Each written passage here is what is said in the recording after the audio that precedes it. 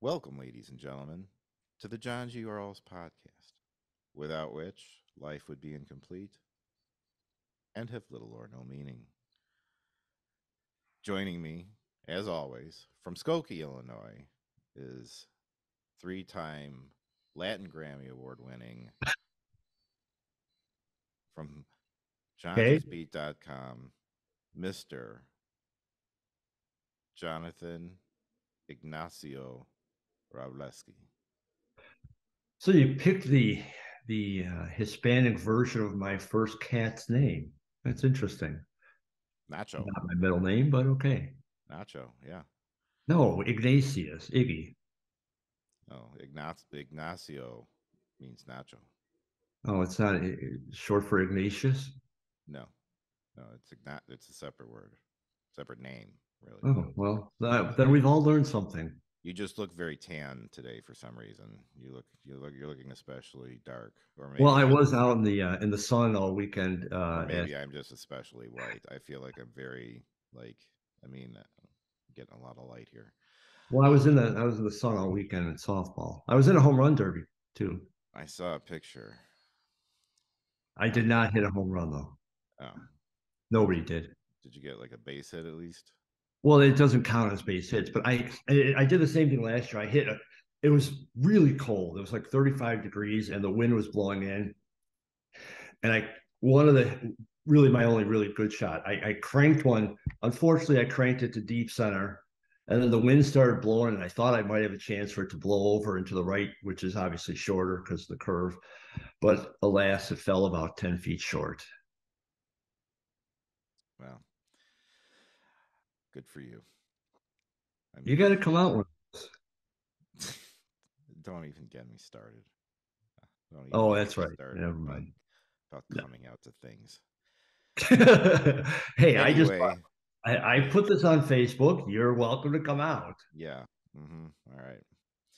So this is one time where I'm just going to go ahead and say, let's just do it. I don't think you Let's, introduced yourself though at the start of the thing. Just saying, I don't need, I need no introduction. please. I need no introduction, But this next man will get one. even though he needs no introduction either. This next man, our guest today, folks, is near and dear to my heart in the closest way possible. He is my favorite person on this entire planet Earth. He is my younger brother. His name is Mike Else, who performs musically under the name Professor Kliq.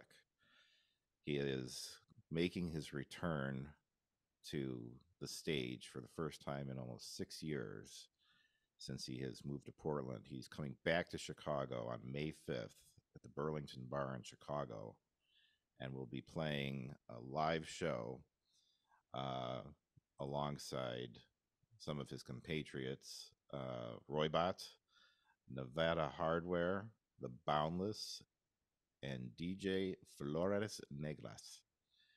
And it's going to be a scene. And Tell him so where it is. I just said where it is. Address. Oh my God. People All are right. lazy. They like to hear things. All right. The address is 3425 West Fullerton Avenue. The doors open at 8. There you go. So the near and So northwest side of Chicago. I had a nice lead in going into the interview, and then like we're not going to tell the address at some point. I think we mentioned it like 3 times already. I don't think we did. All right. Well, anyway, I'm very happy that we finally got this guy on the show. I've been trying, believe it or not, I've been trying for 62 episodes to get this guy on, but we finally got him. We finally got him. He's a busy guy. He's a busy guy. It's just that he's a busy dude. He's a dad, he's a husband, and he's a music maker, and he is the best brother in the world. So, ladies and gentlemen, please welcome Professor Kliq.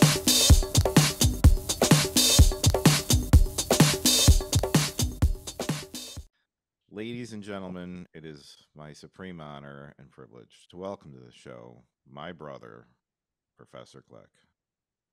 Mike, how are you, sir? I'm good. Happy Monday. Good to see you, man. Yeah, good to see you too. This is good. Wow. Been a while. It is a soft, warm hug.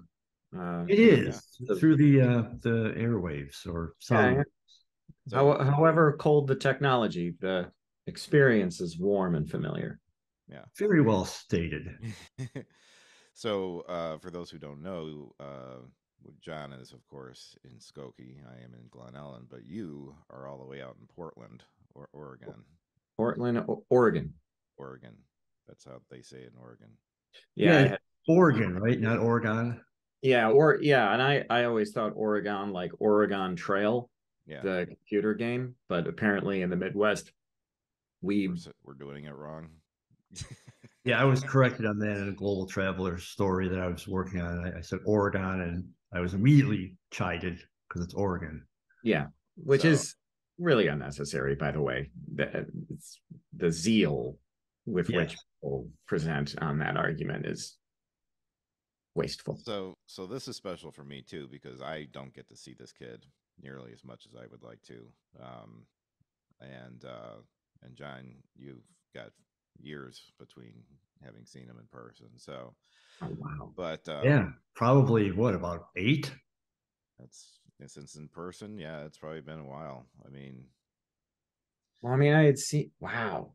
It would have been at Summit, Illinois, in the dwindling days of our pro. So it might maybe have been Yeah. you were our special in ring announcer for a show. yes, That might Yeah. have been maybe 2016. yeah, that would have Yeah, been yeah. about right. That would have been that would have been the latest because that's when we moved out here, October of 2016. There you go. Yeah. So we have a lot to talk about, but I want to get up front. You are actually having a homecoming. You're coming back to Chicago in a few weeks. You will be performing at Burlington Bar in Chicago, and will be part of a night of music by not only yourself but Roybot, Nevada Hardware, The Boundless, and DJ Flores Negras. Am I saying Hmm. it right? I Uh, maybe I have not knowingly I have not met this person, though the chances are more than nothing that I have met them, but just under a different name and context. so tell us first a little bit about what made this event special enough for you to pack up all your gear and come all the way out to Chicago and play your because this is your first live gig since you left. I think it's what 6 7 years, something like that. That's right. So what made it this so special to come back and do this show? Well, so Roy Bott, under a different name, Nick Liberator, and the Boundless under a different name, Nick Jones, referred to in this household as the Knicks. Mm-hmm. Uh, those two and I collaborated on an album or a long EP under the name KBR, which stands for Kliq Boundless Roybot. This started right at the beginning of the pandemic, and it was actually the formulation of a project that we had tried starting probably a decade prior, right when we met in 2000, geez, 2010. They had come to the show that I played at Reggie's Rock Club. But like as fans, like they already knew who I was. Yeah. And I met them. They like came up to me and Braden and Whitney after the show and introduced themselves, and they were extremely nice, very energetic, very charming slash charismatic. Charismatic is like I'll come to you. Charming is you come to me.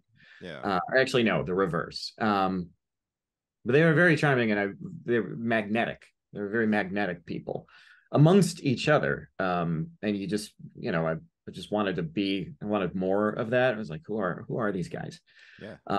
And so we met and became friends. And I realized that they also were doing electronic music using similar software that I had. And so I started showing them like how to perform live. They were really curious. And so went through that whole process and became, better friends that way.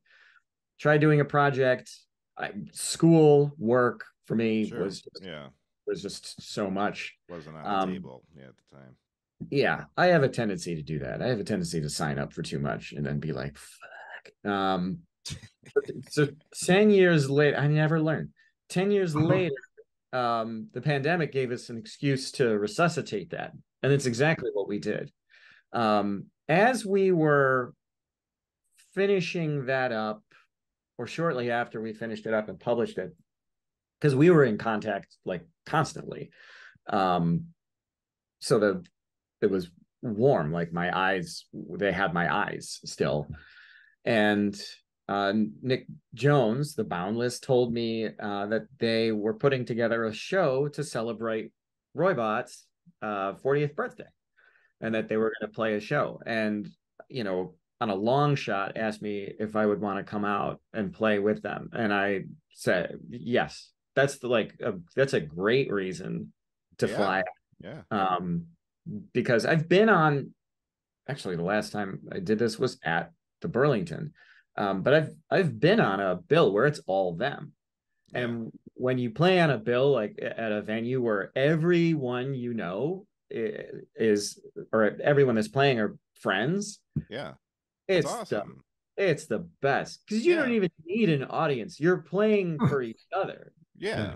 And I could not ask for a better group of guys to do that with. Because we're all fans of each other. Yeah, that's how I felt back in like Resistance Pro. I mean, like I was just so happy to be out there doing it with those people, and everything. And it was just a lot of fun. And it was like, hey, if we pop the crowd, it's a bonus. But we're more trying to like have fun than anything else. And the crowd can feel that. So that'll be cool. It's the love of the game. And so yeah, and not having played a show in so long and not really even having thought about it, when the opportunity came up, I was like, there's no way I'm missing out on this, especially for Roybot's birthday and stuff. So yeah, it pushed me right over the edge, and I've been getting ready for it ever since. So the people that don't know, if they aren't familiar with your music, what type of music can they expect that night? Symphonic punk country disco. No, I don't know. I was just looking in that section of the record store the other day. Yeah. Yeah. It's massive. Yeah. That's probably a K Stark. That's probably a K Stark section. In that it's just a bargain bin. It's electronic. It's done on a computer, as well as like other equipment and stuff, like something like this. Mm-hmm. This is my baby. It's my Big Bertha. But what is that called for people who can't see it? That is a synthesizer. Yeah, but what? Oh, it's a synthesizer. It's analog. It's called the Arturia Matrix Brute. All right. It is. So Google that, and that's what he's working on right there. It was their flagship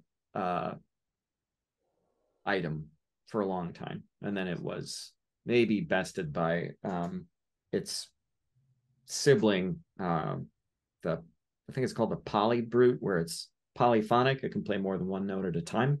This one can really only play one note at a time, which, by the way, was the premise or the ultimate, well, one of a few reasons, but one of the reasons that you gave me the Moog, Rogue. Moog Rogue, yeah. Yeah. You said that it only, like, for some reason, it only played one note at a time. It's monophonic. It did. So in talking with you in the last couple of weeks and stuff, you've been talking about the logistics of having to do a few things to prepare for this show. One is you're putting together like visual presentation that goes along with the music, but you also have to figure out how bare bones you can strip this operation down to bring all this stuff out. Like, how much do you need to bring with you to do this event?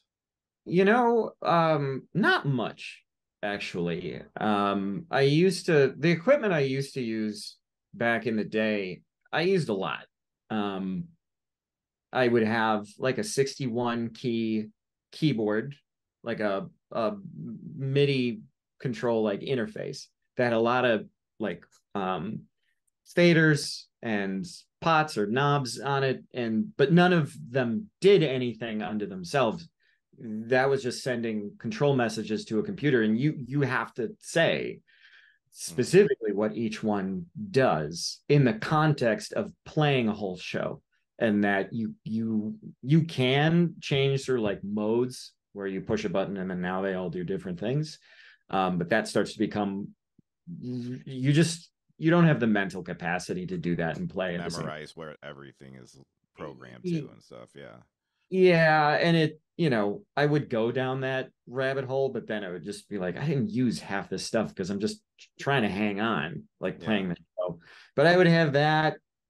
I'd have this other device called the A.K.A. APC 40 Mark One, which that came out in like 2009. Big, you know what? Yeah. This big, heavy, thing. Yeah, I remember. This weighs like 8, not actually not like 12 pounds steel. It's the old sticker, but I forgot about that. But yeah, like there's faders and stuff, all these knobs and these buttons, and for the most part, you got to tell all this thing what to do, and you have to engineer. You have to engineer the way that the show works in order to do that. But yeah, like back in the day, I would lug all kinds of stuff. But after years of playing, I really figured out like the kinds of stuff that I actually want to control. Yeah. And so the answer is no, not much. I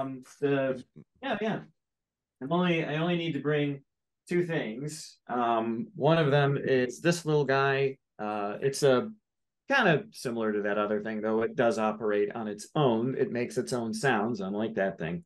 But you can use it to send messages to the computer, and it's all color coded and stuff. And you can it's pretty cool. This is the Circuit Tracks by Novation, and then its little tiny baby cousin, the mini Launchpad.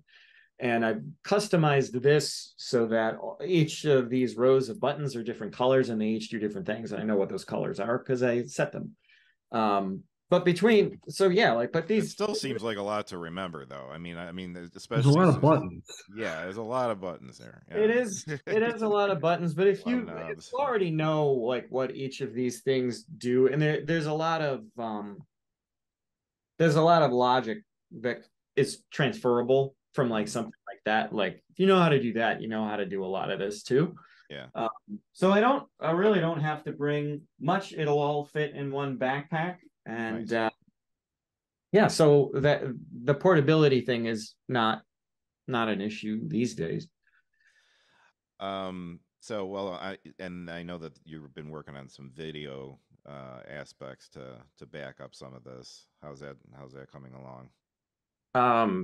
Good, I think. It's been exhausting, but in fun ways, because I can't pull myself away from it. I've never done this before. I've never done. You were saying that once you started doing it, you didn't particularly have a lot of interest in doing it. You just were getting it, just to enhance the show a little bit, and then you got into it, and then you were couldn't stop.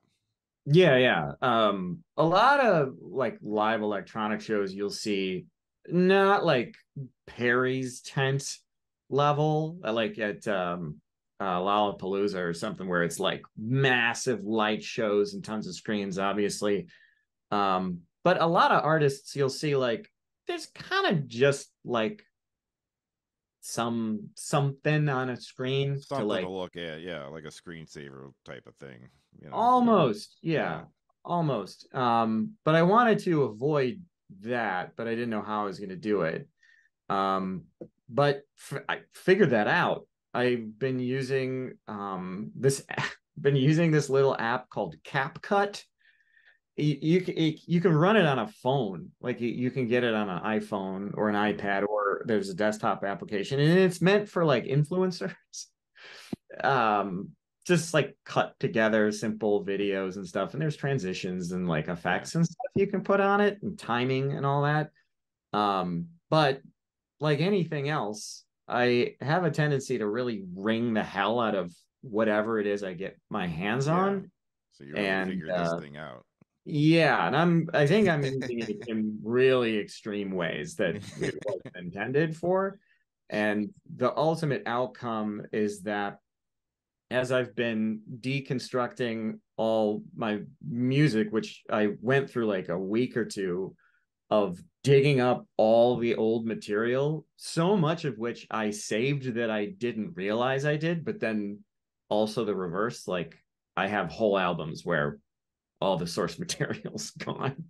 Um, but for the older stuff, yeah, I have all of it. And so I've been putting together like live mashups, uh like long sequence live mashups of several tracks all at once that will go for 20 plus minutes. And then once that's done enough, like from like an arrangement standpoint for like how it actually plays out, I've just been making music videos, like Cool. basically fully fledged music videos that were like it's changing every measure. There's all kinds of stuff moving around. That's cool. Well, I can't wait to see that stuff. I know you sent me one quick little clip of one thing, and I mean that was just a little animation, but that was pretty cool too. Yeah, even getting into like like the Professor Kliq logo, like Yeah, nodding, it was like the even Cool. it was the the logo kind details of of like like bouncing its head back and forth and stuff, and I was like, that's pretty cool. I mean, like even just having that in the background looks cool. I mean, it doesn't even have to be that, but that was I was like rock on. Yeah. well, it only happens once, but even that, like I figured out oh, this is uh key key mark. What the hell? Why am I blanket? It's key something animation. Um and I don't need it. If anyone's ever animated anything, you know what You'll I'm know what talking it about. is. Yeah. But uh, I learned like how to do that, and I like went in and deconstructed all the different parts of the logo and then put them all back together Yeah. in there and like moved the parts around and then looped that. But like that nodding logo thing, that only happens once in the whole set. Yeah. And so it's yeah, and to find source material, some of it I've just like kind of shamelessly grabbed off of YouTube. But the stuff that is, it's like really obvious that I didn't shoot a 4K drone footage. Yeah. Like, no, I didn't do that. And knowing that it's just a one show live, I'm Oh not yeah, putting yeah. it. Right. It's not like you're prepping for like, 6-month tour or something and this No, is gonna be at the, United Center or something. Yeah, it's yeah, and I'm not publishing it or like it's The right. it's copyright police will not be on your back. Yeah. no, and even if they are, the cost of getting a lawyer is going to outweigh what you'll get Yeah. in return 100-fold. But yeah, between that and then there's all kinds of like glitch animation apps you can get where you can put a video or even an image into something and then Just play animate it around with it. Yeah. doing all kinds of crazy stuff. And so I just I'd be sitting in the tub or going number two and grabbing a couple images of something and then processing that. And then the other thing I've been getting really, really crazily into almost every night, I'm letting my computer sit overnight to process all this stuff is AI image generation.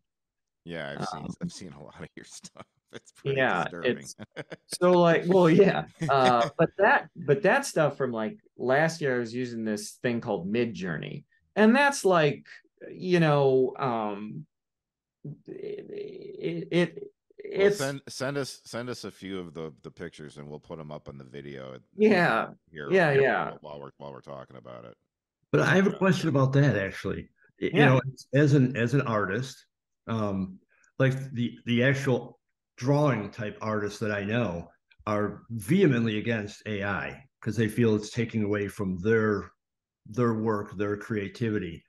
But you as a musical artist, you don't have that problem with that with AI. Um, I it doesn't matter whether or not I have a problem. It doesn't have a problem. Oh, but I mean, you'll use it. You don't have a problem using it. I guess is what I'm saying. No less than I don't have a problem using, Apple Music or like streaming services. Um, I don't have a I don't have a problem with technology. People who do get left behind and their lives get worse. Um, when it comes to being like a musician, for instance, like playing music, guitarists, drummers, that kind of thing, in the 80s and then really much into the 90s, when hip hop artists got a hold of samplers, they were being sued constantly for copyright infringement. But the underlying problem with that wasn't, it was partially because they were, pretty egregiously ripping off of people's music. The Dust Brothers with Paul's Boutique by the Beastie Boys, they got into big trouble because of just how obvious, like it was so obvious, and they kind of didn't care or understand. But they were taking stuff that was already made by other people, playing it, recontextualizing it, and altering it. But we're making huge hit records that were outpacing the original material by dozens fold. That didn't go away. It actually got more and more complicated and easier to do. I think the crescendo of that is with an artist called Girl Talk. Girl Talk got really, really big in the late 2000s, like headlining Lollapalooza, like Perry's Tent, like the dance music section. And his music is 100% mashups, like almost cheesy, but still really fun. And no one will file a suit against him because the risk of losing it's not worth it. Far too well, because then that sets a precedent that basically gets rid of music copyright in that sense. And so everybody would stand to lose, and not to mention the fact that he never actually sold his music for money. It was always free. So you could argue that he never actually benefited from it, and therefore they sued him. You damages what? Like, you can't be compensated. So all of that is to say that technology is going to come along all the time, and it's going to just shit all over everything you do. Always. Chat GPT is perceivably a threat to my work unless I embrace it and figure out how to use it to become better at my job, or even better, make a new one that doesn't exist yet. This is another example of that, is like graphic designers. Graphic designers used to use India ink and French curve and all kinds of stuff. It was grueling, awful work. An IBM logo that was drawn by hand. Yeah. And then now everybody has Photoshop, and you can do photographers. It's all right. Yeah. So, and none of the technology is just going to happen. So when you say like threatening their creativity, I don't think the creativity is what's under threat. I think it's the necessity for the skill and the reliance on the medium and the way through which you do business with your art. But if you embrace it and be like, all right, well, here's another thing, and people are using it now to arguably outpace even the quality of my work, assuming I'm an artist. How can I engage with this thing as a creative tool then? Because if something like this becomes the substrate, then that's now where you operate. This is where we're at. Yeah. And every living creature on the face of the planet that has survived extinction level events survive because of They adapted. adaptability. Yeah. Darwinian. Yeah. No, So that's a perfect perspective you put on it. Yeah. Um, to get back to the show, I I do know this. it's no, it was a great answer. It was a very good answer. No, I just wanted to talk a little about like what people can expect because you got several performing artists. I from what I understand, I believe you'll be doing individual sets, but you'll be playing some songs together. How is Yeah, if how, you how yeah. how's this thing gonna work? So we each know what songs we're playing in each of our sets, and we know the timing and like when to go join on stage. Okay.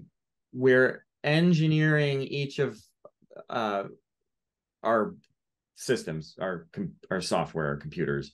We're engineering each of them to have it so that there is always something waiting for one of us to join on stage and start, like, basically, so that like I can run up on stage, plug this in to one of the Knicks computer, and all of this stuff is already mapped to something deliberately on their machine, and we just go from there. And so we each do that and trade off. And so our each of our systems have a little sidecar. So Great. will there be separate sets or it'll just be one long like one flows into the next type of thing? Oh, individual sets. So you'll see one of us on stage for the vast majority of each of our sets, but every Okay. once in a while you'll see all three of us. All Have right. you ever played the venue, or do you know what the venue is like? Yeah, I played the venue once before, actually. It was the last show that I played in Chicago before moving. It was a show with a friend of mine, Steve, and we had formed a little group just for one show Mhm. and played, and that was it. It's a cool venue. It's pretty good. I was That's fair. happy Yeah. that we got that. Yeah, it's a good venue. Um, so just to give people an idea of what you do outside of just this show and everything, music wise and everything. So you recently you've done video games, you've done your music's been used in documentaries and short TV film things and stuff like that. And well, I'm thinking Kung Fu Johnny, but um, There was like an educational show that I had done background music for in Australia. yeah. That was one Count. of But but you just did the most recent video game you did was called Spider Hack, yeah. and we've talked a little. I talked a little about that on the show and everything. But it's kind of a neat story how you got hooked up with that game. Why don't you can you tell us a little about that? Sure. It's actually pretty much how I get hooked up with every gig. Yeah, Um, which is this is a good way for you to explain that. yeah, and it's pure luck, and it's always the response is always fueled by love, basically. So one day, this fellow Uvis, who is based in Latvia, had been working on a game just on his computer by himself, and out of nowhere, just via email, sent me a message with like a little movie of the game being played, like the work in progress. Mm-hmm. And he said, "Hey, I'm a fan. I was looking through some artists that I like, and I've just been reaching out to people randomly. It's a shot in the dark, but I'm working on this game. Here's what it is. I've been doing it for this long. It's just me. If this is something you're interested in, let me know. If not, no hard feelings." And I looked at the video and I was like, "This is awesome." Yeah, yeah, it's visually a cool looking game. Yeah, Yeah, and it was very much. It was everything about it was like very much my style. Like it was the yeah, kind I would play this. I'd be like excited for yeah. this game. Even as an indie game, I love a lot. I have a lot of indie games, but as an indie game, I think it's great. And so I got back to him. I was like, Mm-hmm. "Yeah, let's set up a call and just get to know each other a little bit more and hear about like the kind of thing you want to get out of it." And immediately when we started talking, I was like, "This guy's super cool, like Yeah, very very cool guy, really reasonable." but still like dedicated. Like you could tell Yeah. that for him it was an artistic pursuit. Um, and I remember he said it was something to the. I asked him like what he wanted. He said something to the effect of, I'm looking for something dark and funky and dystopian and kind of tribal." I was Well, like, I'd say you did a good yeah. job then. If those were the requirements, because I've listened to that soundtrack quite a bit actually, and I'd say those are some of the best adjectives to use on that. So Well, and I was like, he said that. I'm like, done. I yeah, know, I already know what you mean. And that was basically the underpinning of the whole process of making the soundtrack, which took about a year. And yeah, he and I met damn near every week. Once a week, I would send him drafts of something I was working on or sketches of something, and he was cool about understanding like what a work in progress was too. yeah, As someone who's making something technically, like what a blob of something's going to be, but right, where it could go. And so he was always great about that. He was always great about feedback. He seldom, if ever, said the classic line for any musician that's ever like made something for a client, and you send it to them and they give feedback. They go, I don't know music words, so I don't know how to convey like what I want. And you don't need to know that. Just yeah, use adjectives. I have ears and know those yeah, words. So that's my job in this. You understand that, right? right. Um, and so he knew that and like operated with that, never tried to like he didn't even bother. And so we were able to communicate really well. And yeah, and the output of that, I was really proud of it. But I think it's directly because of the working relationship and the collaboration that he and I had. I consider him to be half. Like that was a collaboration between two people. It's like the Gorillas. Yeah, Like one of the guys makes the music, the guy from Blur, but then the other yeah, guy, the animator who came up with Tank Girl, yeah, is just the Rick Rubin he's just in the room, or yeah. like Matt Stone and Trey Parker, like. And so, but you can't have one without the other, and that was the story for that soundtrack. Well, it's a cool one, and it is available on streaming services if people want to check it out. It's called Spider Heck, and Original game soundtrack. yes, District Kid was Starthrow Pot is very. my favorite on there. I Well, listened to it as per Tommy's recommendation, and also give it a thumbs up. But thank you.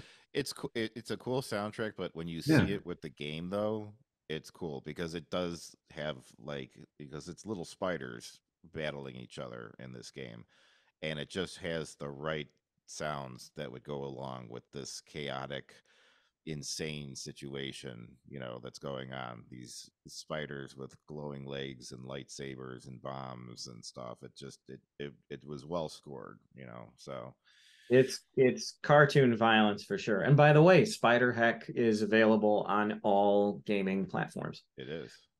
So yeah, check it out. It's a good Um, game. Party game. Party game. yeah, yeah, it is. You can play it online and you can play with all sorts of people. Um, well, I don't want to take too much of your time, but I am very grateful that we've had you on the show. John, you have anything else for well, the young of man? course, before we let you go, you got to tell everybody where they can find out information about you and where they can find information about your upcoming show in Chicago, because this will be also running on the Chicago patch, and the readers want to know where they can find you. Oh yeah. Well, you can find my music, Professor Kliq, Kliq, on all the streaming everythings, Mm, and that's fine. Just do that. And then you can find like tickets for the show. Just Google Professor Kliq live. It'll take you right to Ticket Web, and you'll see the other names on the bill: Roybot, The Boundless, Professor Kliq, Nevada Hardware. Um, and When is it again? the May 5th. May 5th. Okay. Oh yeah, sorry, May 5th. Yes, Yeah. May 5th, Chicago's doors open at 8 p.m. And yeah, and we just hit the ground running. There isn't like a lot of like setting up instruments and stuff. Like it's just going to be a table full of machines, and we go up there and swap out, and it's easy. Oh, and Johngy, I never answered your question about like the style of music for anyone who wants to know. It from like the layman's terms, it's techno. Slightly less than that, it would be like uh d- new disco maybe, but then to the more obscure musical fanatics, it would be described as Bayloric, which took me years to find out that that's a thing. But Bayloric sound is basically kind of a mix of all of those things, but like really deliberately. So take like Liquid, David Bowie, Kraftwerk, James Brown, The Prodigy, all of this stuff. When I was a kid, I loved the Saturday Night Fever soundtrack, but I also loved James Brown is Dead by L.A. Style. Yeah. So like but to me, they scratched the same itch in my soul. Like I just thought they're basically the same, and so ever since I was a kid, or like yeah, I happen to have a stack of records next to me, but yeah, the Prodigy experience, early rave, Actual LPs, I love it. yeah, and then Mars, pump up the volume, dance.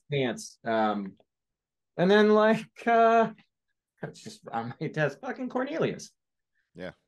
I just love all of this stuff, and all I'm doing is trying to make this music all over again, but all at the same time. And that is basically the Bayloric sound, and that's what it is. So that's always what I've been trying to do, and that's what you could expect of the show.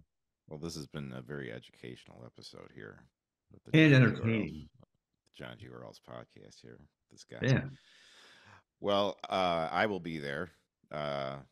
John claims that he'll be there, but No, I said I'm not sure. I have some college softball to cover. I saw going on the Well, I Facebook click page. going on everything on Facebook, so I get reminders all the time.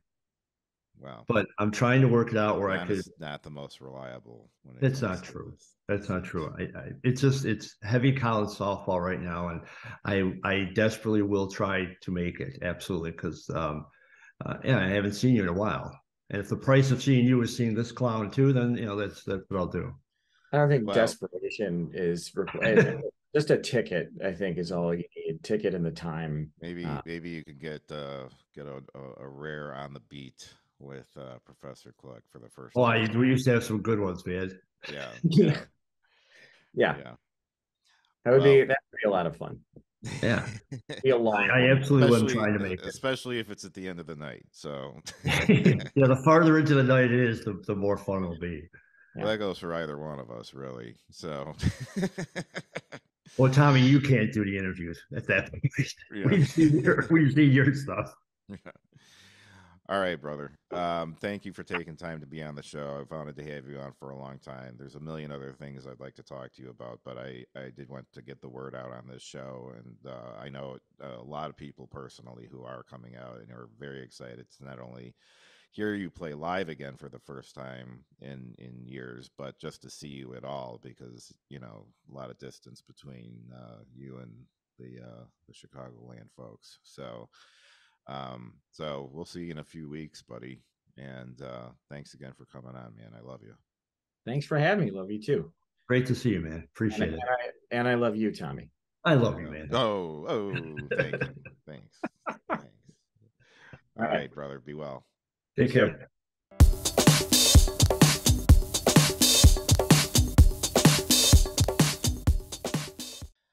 All right, everybody. There it is. That's my brother. I'm very proud of him. He's a good guy, man. A.K.A. Professor Kliq. Yeah. Very smart. And just one of the nicest people you'll ever know. Biggest heart in the world. He's a great dad and a husband, and he's definitely the best brother I could ever ask for. But And he was one of my favorite interview subjects back in the day, sober or not. It was always a good yeah, time. yeah. No, even if you caught him early in the evening, yeah. Yeah.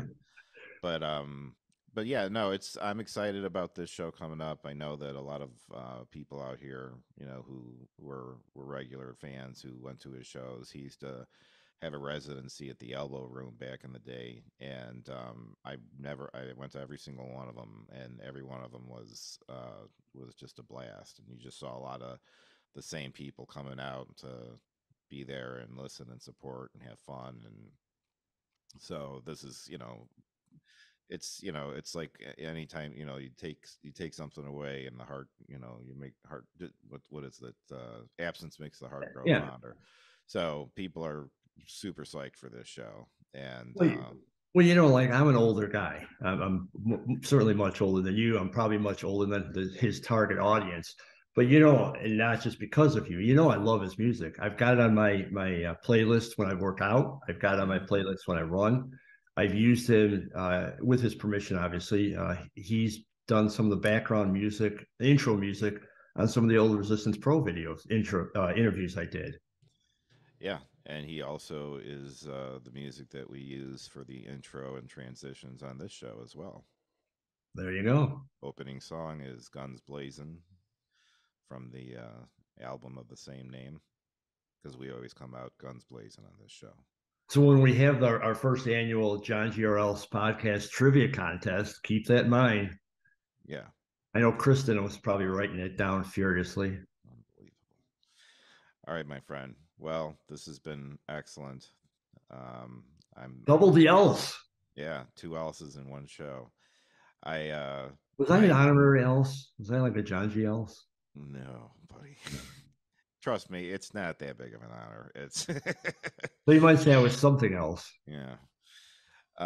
But like I said, I really I would love to have him back on again, because there's like a million other things I'd love to talk to him about. He and I obviously have a very long history of being brothers. So um I'm sure we could tell a lot of good stories and stuff. But I did want to get the word out on this show and everything. So if you're in the area and you can make it out, please do. And And we'll put the link up. I'll be there, and Mike But else will for be those there. listening, though, do you know where it is? Yeah, it's at the Burlington in Chicago. It's at 8 p.m. on May 5th. There we go. There you go. Be All right. there. All right. Don't say it. Okay. All right, everybody. For the John G. Orles podcast, I, of course, have been who else but Tommy Ellis. And with me, as always, is the man on the beat from johngysbeat.com, Mr. John Robleski.